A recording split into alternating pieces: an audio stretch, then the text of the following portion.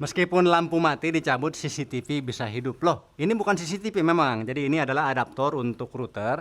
Tapi beberapa CCTV bisa pakai ini. Yang penting ininya sama ya teman-teman. Ini 12 volt 2 ADC. Yang penting soketnya sama. Beberapa CCTV bisa pakai ini ya. Jadi meskipun mati lampu, orang nggak bisa sembarangan masuk karena CCTV hidup. Disangkanya mati padahal hidup. Tapi yang jelas ini adalah penggunaan utamanya untuk WiFi. Bayangin kalau misalnya lagi live streaming, lagi jualan segala macam, download, upload, tiba-tiba mati lampu, nggak ada kuota data juga seluler, kita ngandelin WiFi doang, tiba-tiba mati teman-teman. Tapi kalau pakai ini tenang aja, WiFi tetap hidup ya, kayak gini tuh, lihat teman-teman ya. Kalau misalnya lampunya hidup lagi, apakah dia gangguan atau restart? Enggak. Tuh lihat, dicolokin lagi dia langsung hidup seperti normal biasanya, nggak ada gangguan sama sekali karena dia sudah mengandung stabilizer arus juga teman-teman.